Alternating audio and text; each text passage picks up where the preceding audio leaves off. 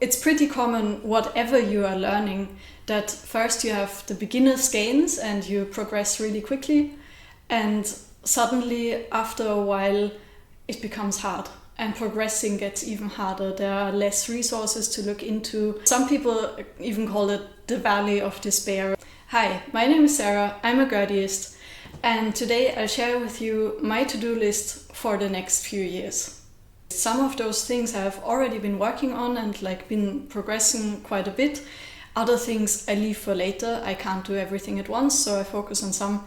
But yeah, I hope it helps. So the first question you want to ask yourself when you want to progress on the Hurdy-Gurdy is, how good is my Coup de Quatre, my Viererschlag, really?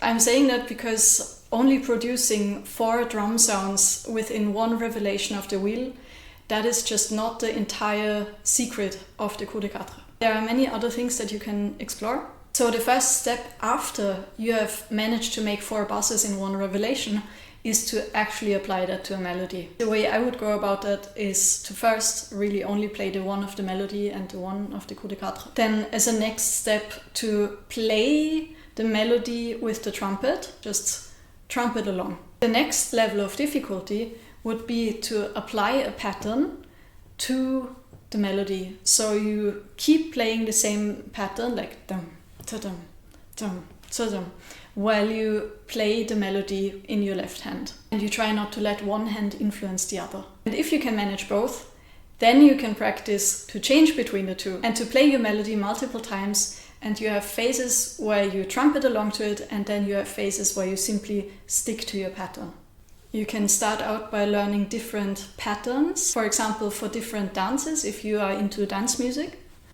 You can try and learn dynamics on the Coup de Quatre, so that means that some buzzes will be quieter, will be lower than other buzzes, and you can play around with that and make 2 really quiet and the third really loud, something like that, and then also integrate that into the patterns for the dance music. Something that's also really important is to learn to make the buzzes even. And in order to do that, you can practice shifting the musical one to different positions on the Coup de Quatre. Just as important is to be able to leave out any buzz that you want and to play around with it, create little patterns. You can practice dissociations. That's an awesome thing to do. So on the left hand, you play a melody or a pattern that has a certain rhythm, is a certain amount of notes long, and with the right hand, with the trumpet, you play a pattern that is different. And so you play a pattern of 4 notes on the left hand and a pattern of 3 notes on the right, or one that just goes 1, 2, 3, 1, 2, 3, whereas the left hand goes 1, 2, 3, 4, 1, 2, 3, 4. And those 2 things will fry your brain. They will they will create friction, and it will really help you progress and to play better for dance and to play in a more interesting way. Just as important as being able to buzz whenever you want is to not buzz whenever you don't want to. So sometimes when you are turning the wheel, you can hear little ghost buzzes, or I think I read about them as Coup naturel, the Naturschläge. You produce them involuntarily. They don't come when you want it. And so you can practice to eliminate them so that you can be more precise in your Coup de Quatre. Before you storm off and try to learn the Coup de Six or the Viererschlag or the 6-beat, whatever you call it, make sure that you have also considered the other coups that come before that. Have you learned the Coup de Trois? Have you learned the Coup de Trois en arrière? Have you learned the Coup de Quatre irrégulier? All of those don't yet require the same minute precision that you need for the Coup de Six, but they are also really worthwhile to learn, especially when you have the Coup de Trois, and you can switch between the Coup de Quatre and the Coup de Trois. It sounds really cool. If you keep the same beat but you change between the 4 and the 3, that creates a really interesting rhythmic pattern.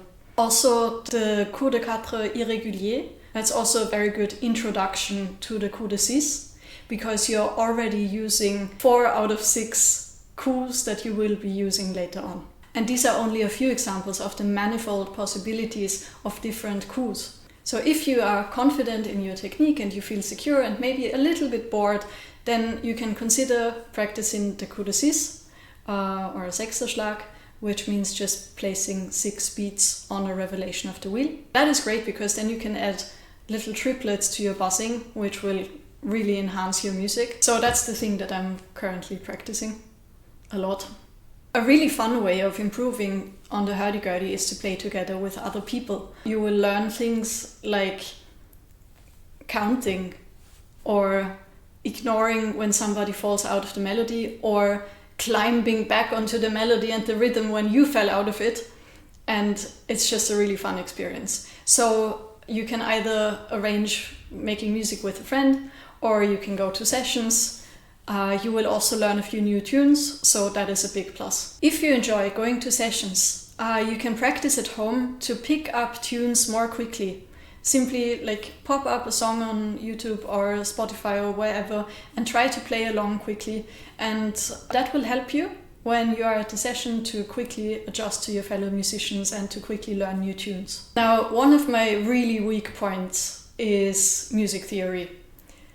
I should learn about scales and harmonies. I should practice my scales. I should know more about polyrhythms and things. But yeah, I just procrastinate. That's for later. If it's relevant for you and you don't already do that, then you can practice reading sheet music. Another one of my weaknesses. I can barely read any sheet music. I always have to count the distances between the notes. It is currently not the most relevant for me, but people say it can be useful. One thing that you'll especially want to do if you want to play live in front of people is to practice adjusting your instrument. I went and had lessons with the builder of my instrument to teach me how to set it up properly. What I mean by setting up the instrument is mainly to prevent it from going which in my case is often a thing of misalignment of the tangents that don't touch the strings at the exact same time.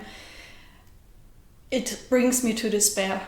I am trying so hard, but it often doesn't work. But you will also learn stuff like how to, and especially when to adjust the bridge that you then have to tune again. What is an efficient way of tuning? Which kind of cotton to use? Yeah, so that is really helpful.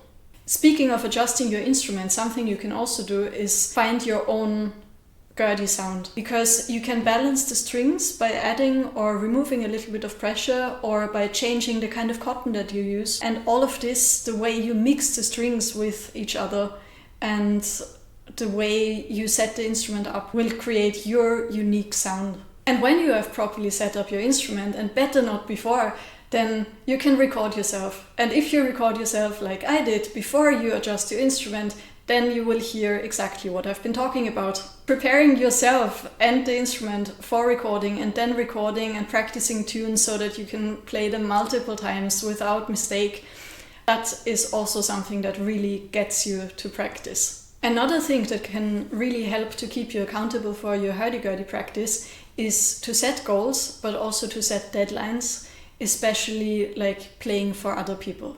When you know, okay, my friend has a birthday party in 2 months and I will play the hurdy-gurdy there, then you'll be a lot more likely to actually sit down and practice. And this is something that can be really motivating. So I'd like to know in which phase of the hurdy-gurdy playing you currently are, whether you can kind of relate to this, and if so, what your tips would be to improve on the hurdy-gurdy, what you are currently working on, and maybe also which of these ideas you might give a try. As always, if there's something that you want to add or that you want to correct, please leave a comment. I would really like to learn from you as well. And that's it. Stay tuning.